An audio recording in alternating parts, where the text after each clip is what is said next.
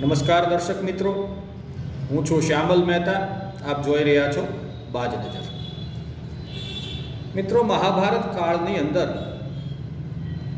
જરાસંઘ નામનો એક મહાશક્તિશાળી સમ્રાટ થઈ ગયો. તેણે ભારતના સીમાડાઓની બહાર પણ પોતાનું સામ્રાજ્ય વિસ્તાર્યું હતું. ખૂબ શક્તિશાળી હતો. તેને હરાવવો લગભગ અશક્ય જેવું હતું. સંબંધની અંદર તે કંસનો સસરો હતો. હવે આ જરાસંઘ એક અભિમાનનું પ્રતીક છે અને તેનું અભિમાન અન્ય દેશોના રાજાઓ ઉપર ઉતરતું. જરાસંઘનો એક નિયમ હતો કે કાં તો કોઈ દેશનો રાજા હોય તો તે તેનો ખંડિયો રાજા બનીને રહે, એટલે કે તેનું વેસલ કન્ટ્રી બની જાય, અથવા તો તે રાજાને તે જેલમાં પૂરે. હવે આમ કરતાં કરતાં જે રાજાઓ તેનું ના માન્યા તેવા અસંખ્ય રાજાઓને તેણે પોતાની કેદખાનામાં રાખેલા અને તેમનું તે અપમાન કરતો.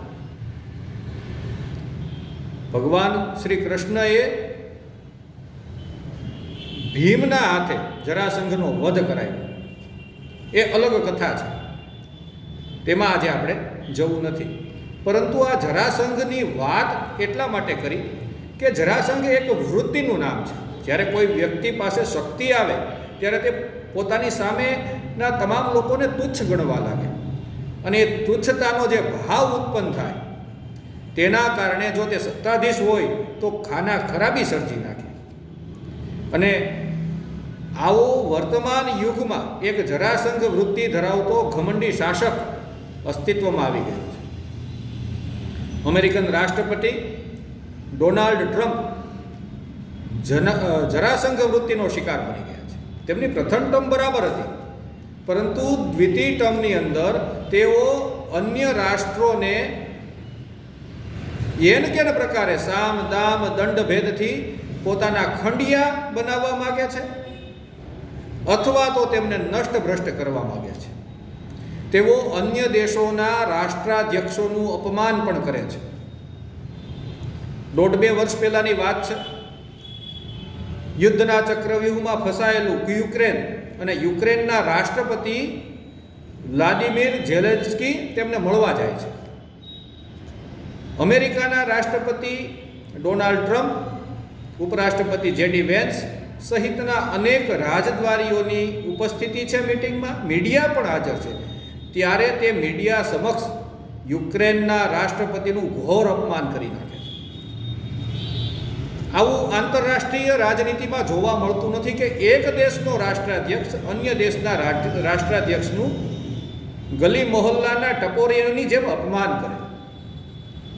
ભલે વાંધો હોય, ભલે બે રાષ્ટ્રો વચ્ચે વેર હોય, પરંતુ આવું ક્યારેય જોવા મળતું નથી. આ પ્રથમ કિસ્સો નથી.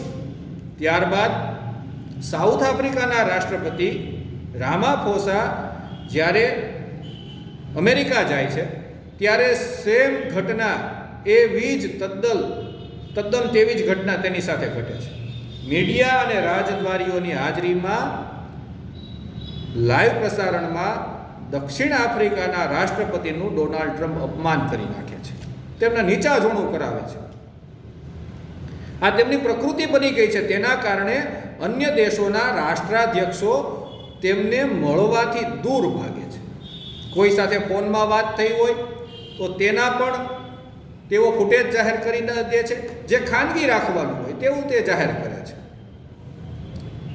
અને દરેક વાતને મારી મચડીને પોતાને અનુકૂળ બનાવવાની કોશિશ કરે છે. આ બે રાષ્ટ્રોના તો તેમણે જાહેરમાં શબ્દોથી અપમાન કર્યા. વેનેઝુએલાના રાષ્ટ્રપતિ નિકોલસ માદુરોનું તેમણે તે સૈન્ય બળથી અપહરણ કરાવી અત્યારે તેઓ અમેરિકામાં તેમને લઈ આવ્યા છે. તેમને અને તેમના પત્નીને બંનેને હાથકડી પહેરાવી તેઓ તે અમેરિકામાં લઈ આવ્યા છે. વિવિધ શહેરોમાં તેમને જાણે પ્રદર્શનની વસ્તુઓ હોય તેમ ફેરવે છે અને તેમનું પ્રસારણ કરાવે છે. આ જરાસંઘ વૃત્તિ છે. કાં તો તમે તેમના ખંડિયા થઈને રહો. અત્યારે જે વેનેઝુએલાના રાષ્ટ્રપતિ નવા બન્યા, ઉપરાષ્ટ્રપતિ હતા, તેમને વેનેઝુએલાનો તેમને રાષ્ટ્રપતિનો ચાર્જ મળ્યો. પરંતુ મૂળ ઉદ્દેશ્ય અમેરિકાએ સિદ્ધ કરી લીધો છે, તે વિશ્વના સૌથી મોટા તેલ ભંડારો પર કબજો કરવાનો. અને હવેના જે રાષ્ટ્રપતિ છે તે અમેરિકાને અનુકૂળ થયા વગર કોઈ છૂટકો નથી. એટલે તે તેમના ખંડિયા રાજા જેવી પરિસ્થિતિ તેમની થઈ ગઈ છે. આવી રીતના હવે તેમની નજર એક ગ્રીનલેન્ડ નામના ટાપુ પર પડી છે. ગ્રીનલેન્ડ નામનો ટાપુ ડેનમાર્કની સંપત્તિ છે. ડેનમાર્ક યુરોપનો ભાગ છે. હવે વિચારો કે આ તો થઈ તેમના વિરોધીઓની વાત કે યુક્રેનને અપમાનિત કર્યું, કે રામાફોસા સાઉથ આફ્રિકાની લાઇનમાં નથી ચાલતા એટલા માટે તેમને અપમાનિત કર્યા, કે અન્ય કોઈ દેશોના રાષ્ટ્રાધ્યક્ષોની પટ્ટી ઉતારવાની હોય. વચ્ચે તેમણે એવી જાહેરાત કરી દીધેલી કે કેનેડા અમારું એક સ્ટેટ છે, ને કેનેડાના તત્કાલીન વડાપ્રધાન જસ્ટિન ટ્રુડોને પણ તેમણે ઉતારી પાડેલા. પરંતુ આ તેમના સહયોગી દેશો છે, કેનેડા છે, યુરોપ છે, ઓસ્ટ્રેલિયા છે, આ તેમના સહયોગી દેશો છે, તેમને પણ તેઓ હ્યુમિલેટ કરતા રહે છે.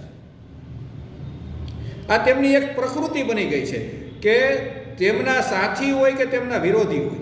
હવે આ ગ્રીનલેન્ડને પચાવી પાડવા માટે અમેરિકન સંસદમાં ઠરાવ પણ મુકાઈ ગયો છે કે આપણે તેને લઈ લેવાનું છે. કારણ કે કાલે સવારે ત્યાં ચીન કે રશિયા ન આવી જાય, પરંતુ તે તો ડેનમાર્કનો ભાગ છે, તો ત્યાં ચીન કે રશિયા કેવી રીતે આવી જવાના? આ બાબતે યુરોપ અને અમેરિકા સામસામા આવી ગયા છે. આપણે સૌ જાણીએ છીએ કે યુરોપ અને અમેરિકાનું એક સૈન્ય સંગઠન છે જેનું નામ નાટો છે. આ નાટો દેશોને કોઈ છંછેડે નહીં. એનું કારણ છે કે કોઈ પણ નાટો દેશ પર હુમલો થાય તો નાટો સમૂહ પર હુમલો થયાનું માની અને યુરોપના દેશો અમેરિકા સહિત એક ભયંકર લશ્કરી તાકાત જે તે દેશને ખેદાન મેદાન કરી નાખે. એટલે નાટો દેશને કોઈ છંછેડે નહીં. પરંતુ આ જે ડોનાલ્ડ ટ્રમ્પની જરાસંઘ વૃત્તિને કારણે આ નાટો સૈન્ય સંગઠન જે અત્યારે યુક્રેનમાં રશિયા સામે લડી રહ્યું છે તેનું અસ્તિત્વ જોખમમાં આવી ગયું છે. યુરોપિયન યુનિયનમાં મહત્વનો દેશ ફ્રાન્સ છે. ફ્રાન્સ અમેરિકાની નીતિ પ્રમાણે ચાલતું નથી, એટલે ડોનાલ્ડ ટ્રમ્પ ફ્રાન્સના રાષ્ટ્રપતિ ઇમેન્યુઅલ મેક્રોનની મિમિક્રી કરે છે. એક દેશનો રાષ્ટ્રપતિ અન્ય દેશના રાષ્ટ્રપતિની મિમિક્રી કરે છે. ભારત પાકિસ્તાનના ઓપરેશન સિંદૂર વખતે તે યુદ્ધ અટકાવવાનો જસ લેવાનો કે લીંબડ જસ લેવાનો પ્રયત્ન ડોનાલ્ડ ટ્રમ્પ અસંખ્ય વાર કરી ચૂક્યા છે અને તેમને નકારવામાં આવતા હવે તે ભારતીય નેતૃત્વને પણ ટાર્ગેટ કરી રહ્યા છે. તેમને ભારતીય બજારોમાં એક્સેસ જોઈએ છે. આ તેમની સ્વાર્થ વૃત્તિ છે. તેમને વેનેઝુએલાનું તેલ જોતું હતું તે તેમણે લઈ લીધું. તેમને યુક્રેનની કુદરતી સંપત્તિ જોઈએ છે અને તેમના રાષ્ટ્રપતિને તે દબાવે છે. તેમને ભારતીય બજારોમાં 140 કરોડ કરતાં વધારેનું જે બજાર છે લોકોનું, તેનું એક્સેસ જોઈએ છે અને તેને માટે ભારત તૈયાર નથી. એટલે તે એનકેન પ્રકારે ભારતને દબાવવાની કોશિશ કરે છે. લશ્કરી રીતે તે ભારતને દબાવી શકે તેમ નથી, કારણ કે ભારત એટલું શક્તિશાળી છે કે હવે અમેરિકાની ગજાબારની વાત છે તો તે વેપાર યુદ્ધ ભારત સાથે કરી રહ્યું છે. 50% જેટલા ટેરિફ તેમણે ભારત પર ઇમ્પોઝ કરી દીધા છે અને હજુ વધારે આમાં જો આપણે અમેરિકાની શરતો ન માનીએ, ભારત અમેરિકાની શરતો ન માને તો વધારે ટેરિફ નાખવાની તેઓ ધમકી આપી રહ્યા છે. પરંતુ તે ભૂલ ખાય છે કે જે 140 કરોડનું બજાર તેમને જોઈએ છે તે જ ભારતની તાકાત છે. કદાચ હજુ 50% ટેરિફ થયો એટલે મોટા ભાગનો ધંધો તો ચોપટ થઈ ગયો છે. હવે કદાચ 50ના 500 કરે તો પણ ભારતને ફેર પડતો નથી. એક સમય હતો અટલ બિહારી વાજપેયીજીની સરકાર વખતે પરમાણુ પરીક્ષણ થયું અને વિશ્વભરના દેશોએ ભારત પર સેન્કશન લગાડ્યા, પ્રતિબંધ લગાડ્યા. તેમાંથી ભારત બહાર નીકળી ચૂક્યું છે. આ તો અમેરિકા એક છે અને જે તે સમયે સેન્કશન લગાડવામાં અમેરિકા પણ સામેલ હતું, તો પણ ભારત સર્વાઈવ કરી ગયું છે, ભારત ટકી ગયું છે. તો હવે અમેરિકા કદાચ ભારત પર ટેરિફ વધારે તો તેનાથી ભારતને ફરક પડવાનો નથી, પરંતુ આ જરાસંઘીય માનસિકતા, અહમ કે મને કેમ ના પાડે, તેના કારણે ડોનાલ્ડ ટ્રમ્પ રઘવાયા થયા છે. હજુ તો તેઓ ઘણું ઘણું કરવાના છે.